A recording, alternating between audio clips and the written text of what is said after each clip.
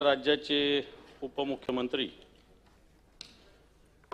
माननीय एकनाथजी शिंदे साहेब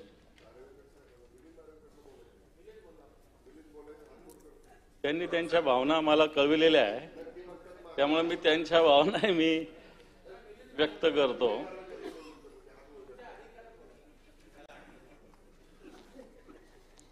खरं तर पुरस्कार अनेक मिळत असतात, अनेक पुरस्कार असतात, परंतु हा पुरस्कार तसा पाहायला गेला अतिशय महत्त्वाचा आहे।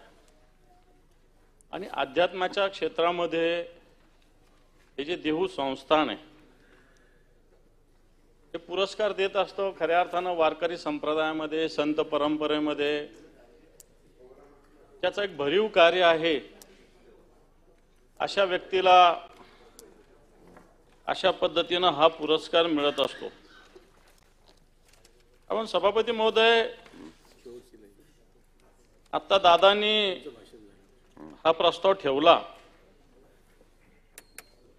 आणि नंतर आपण याच्यावर बोलायचं ठरलं। आधी बोलायचं का नाही बोलायचं, मी तर खरं तर बोलायची भूमिका मांडली होती,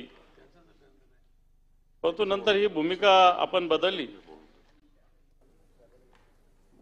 मला असं वाटतं एक अभंग आहे संत तुकारामांचा, जन्माचे ते मूळ पाहिले शोधून, जन्माची ते मूळ पाहिले शोधून, दुखासी कारण जन्म घ्यावा, दुखासी कारण जन्म घ्यावा, पाप पुण्य करूनी जन्मा येते प्राणी, नरदेह येऊनी हानी केली।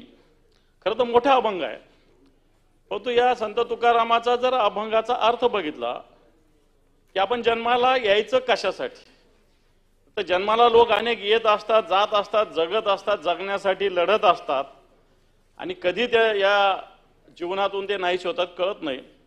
आपण या जन्माला यायचं तर त्याचं मूळ अर्थ काय? नुसतं दुःखासाठी जन्म द्यायचं का? संघर्षासाठी तर जन्म, संघर्षात बऱ्याच जणांच्या आपण ज्याला पाचवीला पुजलेला असतो तसा असतो। आणि म्हणून पाप पुण्य करून जन्म येतो प्राणी, नरदेव येऊन हानी केली।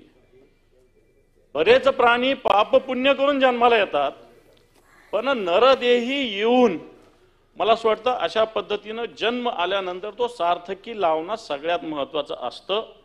आणि मला वाटतं त्या हेतूनं अशा पद्धतीनं हा पुरस्कार एकनाथजी शिंदे साहेबांना दिलेला आहे।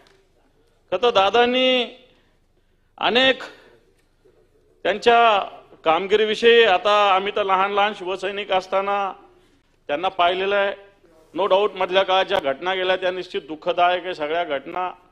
त्याच्याविषयी मला असं वाटतं त्यांच्याही मनात आणि आमच्याही मनात सातत्यानं सल राहणार, असं काय फार सगळ्यांना आनंद होतो किंवा झाला असेल अशा मला तरी मुळीच वाटत नाही।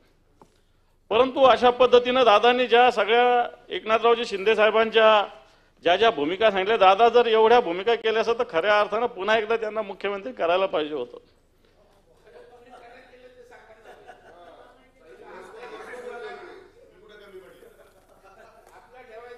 मला असं वाटतं मी आपलं शांततेत ऐकलंय तेव्हा माझंही ऐकून घ्यायला काही हरकत नाही, मी कधीच कोणाला कॉमेंट करत नाही। परंतु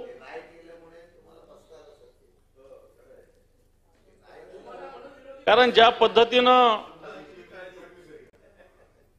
त्यांचा कार्यकर्तृत्वाचा आलेख, मग त्यांनी खऱ्या अर्थानं वारकरी संप्रदायाच्या माध्यमातून दिला जाणार हा प्रस्ताव, मग एखादा वारीसाठी जी दिंडी निघते तिला द्यायचा अनुदानाचा प्रश्न असेल। कारण आता ही दिंडी एक परंपरा आहे, छत्रपती संभाजी महाराजांच्या काळापासून आपल्याकडे अशा पद्धतीनं दिंडीची परंपरा आहे। त्या काळात ही दिंडी, त्या काळात सुद्धा या दिंडीला कोणी रोखण्याची हिम्मत केली नाही संभाजी महाराजांच्या काळात, छत्रपती शिवरायांच्या काळामध्ये। आणि मला असं वाटतं दिंडी काढताना कित्येक गाडी अडचणी येत असतात, हे आम्ही जाणतो, आम्ही वारकरी संप्रदायातले आहोत। एक साधी दिंडी काढायची, मोठ्या मोठ्या दिंड्या असतील, छोट्या छोट्या दिंड्या असतील, त्या निघताना त्या दिंडीला येणाऱ्या अडचणी, मुक्कामाच्या व्यवस्था, जेवणाच्या व्यवस्था, अन्य व्यवस्था, या सगळ्या व्यवस्था पाहायला गेलं तर सोपं काम हे नसतं। तरी कधीही न थांबता, कुठे प्रकारे न अडथळता या दिंड्या चालू असतात। मला असं वाटतं मागच्या काळामध्ये दिंडीला अनुदान देण्याचा निर्णय घेतलेला एक महत्त्वाचा निर्णय होता असं मी मानतो। भले मी विरोधी पक्षात असलो तरी मला असं वाटतं या गोष्टी मांडल्या पाहिजे की दिंडीला अनुदान द्यायचं. शंभूराजे मोठ्या मनाने की अशा पद्धतीनं दिंडीला अनुदान देण्याचं, कारण मोठ्या मोठ्या देवस्थानच्या दिंड्या सहज निघतात, परंतु छोट्या छोट्या देवस्थानच्या दिंड्या अनवाणी निघणाऱ्या, अन्न पाण्याविना निघणाऱ्या या दिंड्या, याला अनुदान देण्याचा निर्णय अतिशय महत्वाचा निर्णय झालेला आहे. आणि म्हणून मला असं वाटतं या सगळ्या ज्या ज्या पद्धतीनं वारकरी संप्रदाय, तसं हे देहू संस्थान फार काही राजकीय भानगडीत पडत नसतं.